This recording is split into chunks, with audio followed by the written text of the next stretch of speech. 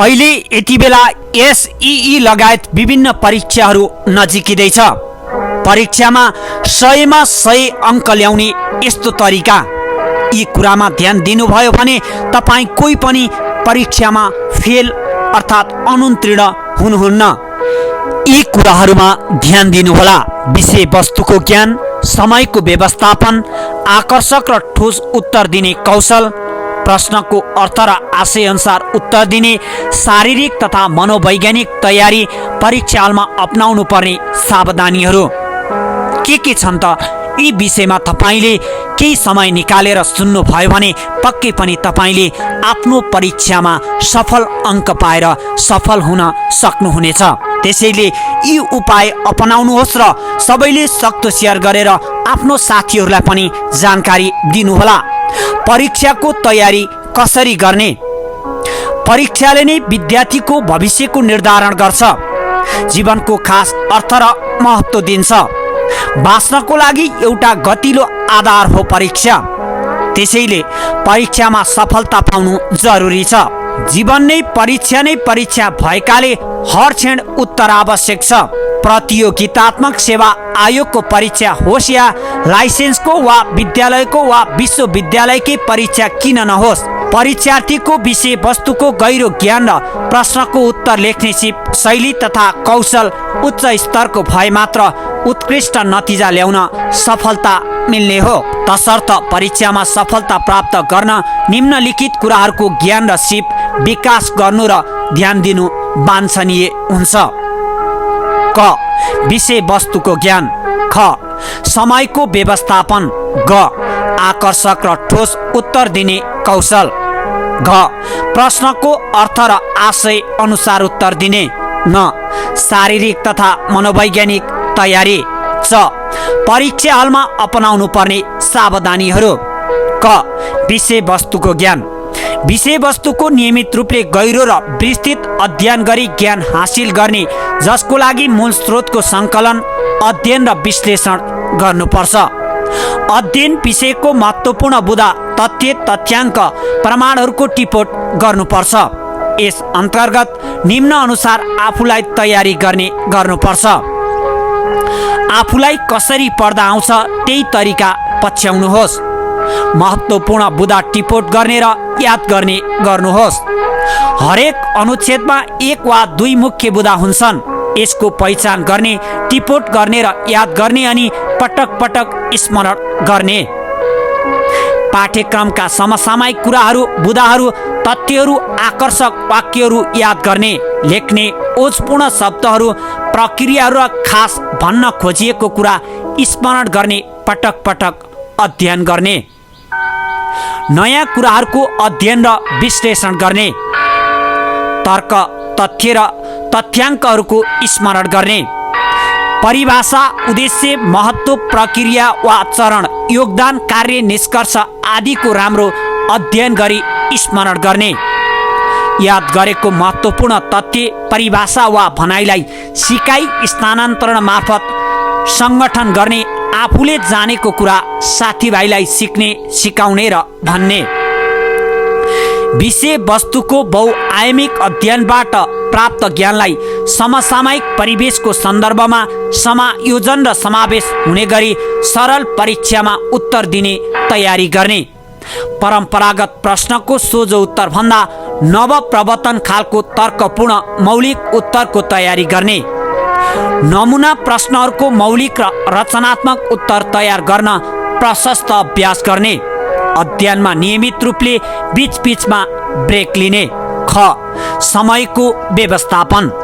समयको उचित व्यवस्थापन गरी अध्ययन गर्ने, खास गरी बेलुका पढ्ने र बिहान स्मरण गर्ने। प्रश्नको सङ्ख्या, अङ्कभार तथा तोकिएको समयलाई विभाजन गर्ने। वस्तुगत तथा विषयगतको लागि समय कति मिनेट हुन आउँछ उक्त कुरा निर्धारण गर्ने। यदि कुनै एउटा वस्तुगत बहुवैकल्पिक प्रश्नको उत्तरमा 1 मिनेटभन्दा बढी लाग्ने भए अर्को प्रश्नमा जानेर पछि पुनः हेर्ने। पुनरावलोकनको लागि आवश्यक समय छुट्याउने। ग. आकर्षक र ठोस उत्तर दिने कौशल। उत्तर दिने उत्तम कौशलको विकास गरी परीक्षार्थी परीक्षा दिन तयार हुनुपर्छ, जसका लागि तपसिल अनुसारको तयारी कौशलको विकास गर्नुपर्छ। प्रश्नको निर्देशनलाई ख्याल गर्ने र राम्रो पढेर बुझ्ने र उत्तर दिने, के सोधेको हो थाहा पाउने र सोही अनुसार कार्य गर्ने, प्रश्नहरू कतिवटा जोडिएका छन् हेर्ने र ती हरेक उपप्रश्नको जवाफ दिँदा हरेकको लागि अनुच्छेद छुट्टा छुट्टै लेख्ने, उत्तरको सुन्दर सुरुवात गर्न ओजिलो र गहकिलो र मौलिक खास वाक्यबाट सुरु गर्ने, प्रश्नमा प्रयोग गरिएका कार्यात्मक क्रियाहरूले मागेको कुरा के छ ख्याल गर्ने, जस्तै व्याख्या गर, विश्लेषण गर आदि। प्रश्नको अङ्कभारमा उत्तरको लम्बाइमा फर पर्छ भन्ने बुझ्ने, 10 पूर्णाङ्कको प्रश्न भए कुनै 10 प्रमुख विषयमा वर्णन गर्ने वा लेख्ने भनेर बुझ्ने, उत्तरहरू सकेसम्म बुदागत रूपमा दिने, उत्तरको सुरुमा आकर्षक वाक्य लेख्ने, लेखन शैली र सङ्गठनलाई ध्यान दिने, वाक्यहरूको सम्बोधनलाई स्थापित गर्ने गरी पद गठन, वाक्य गठन र क्रमबद्धता कायम गर्ने, अनुच्छेदमा तर्क, तथ्याङ्क, मुख्य बुदा र त्यसको पुष्टि गर्ने गरी प्रश्नले मागेको गहकिलो र सठिक उत्तर दिने, हरेक प्रश्नहरूको उत्तरमा उत्तरलाई समेटिने गरी निष्कर्ष दिने, अरूको भन्दा अलग र सर्वोत्कृष्ट उत्तर दिन चित्रात्मक, ग्राफिक, चार्ट, तालिका अवधारणात्मक रूपले स्पष्ट हुने र लेख्ने, विशिष्ट तथा मौलिक शैली उपयोग गर्ने र त्यसको लागि व्यापक तयारी गर्ने, तयारी अभ्यास र असरको नियमलाई हुबहु प्रयोग गर्ने, सम्भावित प्रश्नहरूको उत्तरलाई स्वयं लेखी परीक्षण गर्ने र कमी कमजोरीलाई सुधार गर्ने, विषय अनुसारको अवधारणालाई महत्त्व दिई पढ्ने, विज्ञका उत्तरका नमुना र ढाँचा हेरी शैलीको अध्ययन गर्ने, उत्तर वा प्रश्नको अध्ययन गर्ने, पुनरावलोकन गर्ने,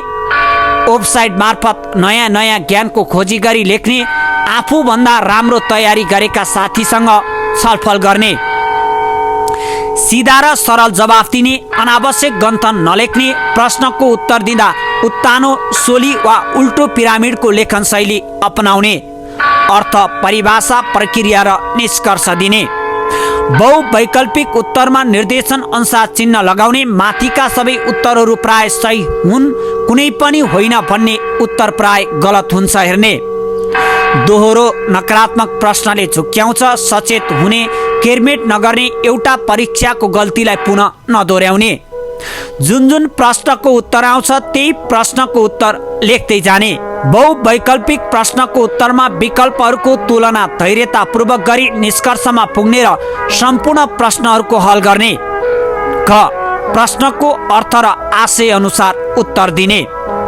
के भन्ने प्रश्नले सूचनागत ज्ञान, अर्थ, परिभाषा, सूचनाको अपेक्षा गर्दछ, कसरी भन्ने प्रश्नले प्रक्रियागत ज्ञान, प्रक्रिया, ढाँचा, पद्धति, चरण आदिको माग तथा अपेक्षा गरेको हुन्छ, त्यस्तै कहिले ले समयको वा क्रमको, कहाँ ले ठाउँ र स्थापनाको, कुनले वस्तुको छनौटको, कोले व्यक्ति र कर्ताको, किनले कारणको माग तथा अपेक्षा गरेको हुन्छ।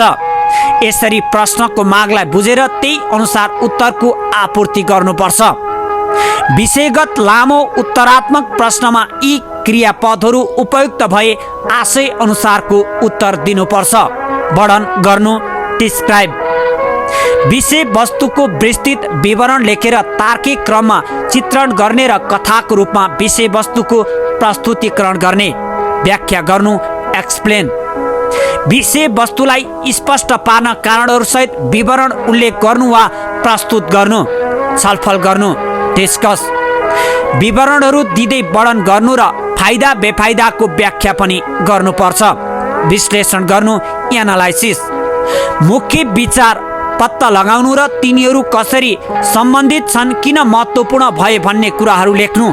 संश्लेषण गर्नु, सिन्थेसिस, विविध विचारहरूलाई समेटेर मुख्य विचारको निर्माण गर्नु। परिभाषा दिनु, डिफाइन, औपचारिक अर्थसहितको वाक्यात्मक उत्तर दिने, समय क्रम अनुसार अर्थमा आएको भिन्नतालाई समेट्दै प्राय स्मरणीय परिभाषा दिने।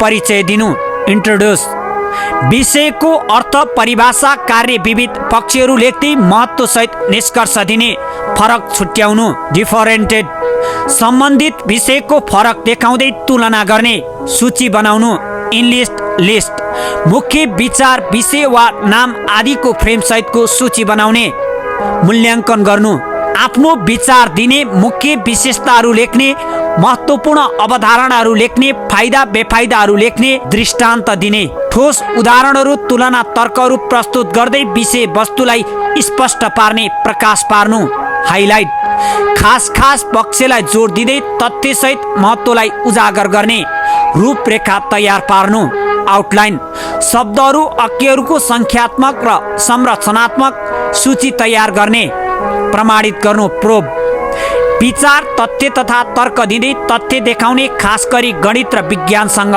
सम्बन्धित पुष्टि गर्नु जस्टिफाई कसरी त्यो विषय वा भनाइ त्यस्तो भयो लेख्ने र लेख्दा तथ्य प्रमाण र कारणहरू जुटाउँदै निष्कर्ष दिने उल्लेख गर्नु मुख्य बुदाहरू स्पष्ट पदहरू शब्दहरूमा वर्णन गर्नु पुनः अवलोकन र सिंहा अवलोकन रिभ्यू महत्त्वपूर्ण पक्षहरूको खोज गरी सार गरी निष्कर्ष लेख्ने आवश्यकता अनुसार आलोचना गर्ने सारांश लेख्ने समराइज मुख्य विचारहरूको छोटो विवरण दिने र विस्तृत उदाहरणहरूलाई हटाउने टिप्पणी लेख्नु कमेन्ट अन आलोचना गर्नु छलफल गर्नु विषयको पूर्ण सम्भाव्य अर्थको वर्णन गर्नु आधारसहित तर्क गर्नु चित्र बनाउनु ड्र अ डायग्राम चित्र चार्ट ग्राफ बनाउनु आवश्यकता अनुसारको छोटो व्याख्या र नामाङ्कन गर्नु गणना गर्नु अङ्कहरू उपयोग गर्दै हिसाब गर्नु अनुमान गर्नु सम्भावित परिणामहरू उल्लेख गर्नु आलोचना गर्नु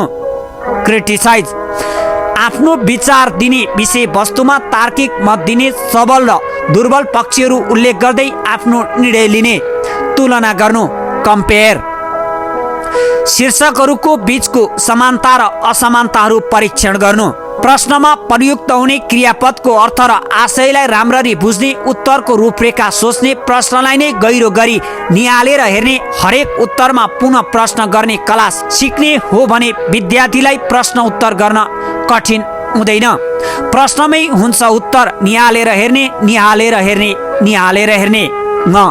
शारीरिक तथा मनोवैज्ञानिक तयारी शारीरिक तयारी सन्तुलित भोजन सेवन गर्ने खानामा कार्बोहाइड्रेट प्रोटिन चिल्लो पदार्थ भिटामिन खनिज पदार्थ पानीको ठिक मात्रा सेवन गर्ने आइरन र प्रोटिनयुक्त खानेकुरा खाने पानी र सुप प्रशस्त पिउने फलफुल सागसब्जी ओखर तिल काजु बदाम फर्सीका बिया दुध प्राकृतिक रूपमा सेवन गर्ने लेमन टी तथा ग्रिन टी लिने आवश्यक औषधिहरूको तयारी गरिराख्ने सिटामोल मेट्रोन जीवनजल ब्रोफिन आदि सजिलो र मौसम अनुसारको पोसाक लगाउने शारीरिक कसरतको लागि दौडने र उफ्रने अनि खेल्ने मानसिक तयारी योगा प्राणायाम ध्यान एकाग्र गरी दिमागलाई चुस्त र स्वस्थ राख्ने आफूले आफ्नो सफलतामा पूर्ण विश्वास गर्ने सफल भइछाड्ने दृढ सङ्कल्प गर्ने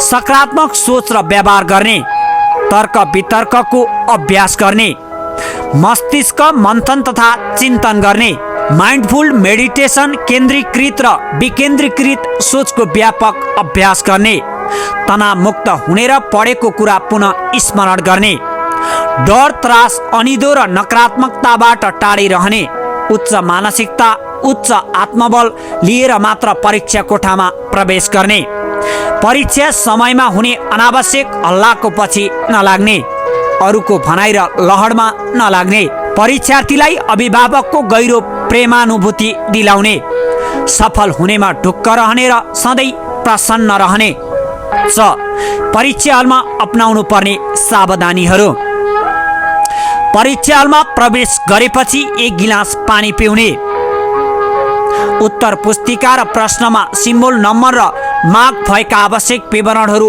उत्तर लेख्नु पूर्व नै भर्ने प्रश्नको निर्देशनलाई ध्यान दिएर हेर्ने र सोही अनुसार गर्ने प्रश्नहरूलाई ध्यान दिएर हेर्ने नआत्तिने पटक पटक प्रश्न पढ्ने र आशय बुझ्ने अनि मात्र उत्तर लेखन सुरु गर्ने उत्तर पुस्तिकाको दुवै साइडमा उपयुक्त मार्जिन छोड्ने हरेक प्रश्नको उत्तर नम्बर अनिवार्य लेख्ने, आफूलाई सबैभन्दा सजिलो लागेको प्रश्नबाट उत्तर लेखन सुरु गर्ने, धैर्यता कायम राख्दै र सोचेर विवेकपूर्ण ढङ्गले उत्तर दिने, पढेको बुझेको र स्मृति केन्द्रमा भएको ढाँचा अनुसार ओजपूर्ण र तथ्यपूर्ण शब्दहरूमा उत्तर लेख्ने, सोधिएका सबै प्रश्नहरूको सर्वोत्कृष्ट उत्तर लेख्ने र प्रफुल्लित हुने। निष्कर्ष, उच्च आत्मविश्वास लिएर दृढ सङ्कल्पका साथ म सफल हुन्छु भनेर परीक्षाको योजनाबद्ध तयारी गर्ने र त्यसका लागि सम्बन्धित विषयवस्तुको गहिरो ज्ञान हासिल गर्ने, प्रश्नको ठोस उत्तर दिने, कौशलको विकास गर्ने, प्रश्नको माग अनुसार उत्तरको पूर्ति गर्ने, समयको उचित व्यवस्थापन गर्ने, मानसिक तथा शारीरिक तयारी गर्ने र परीक्षामा आवश्यक सावधानी अपनाउने हो भने परीक्षार्थी सजिलै सफल हुन्छ। यसमा दुई मत छैन। धैर्यपूर्वक सुनिदिनु भएकोमा यहाँलाई धन्यवाद। लेखक प्रकाश पाण्डे।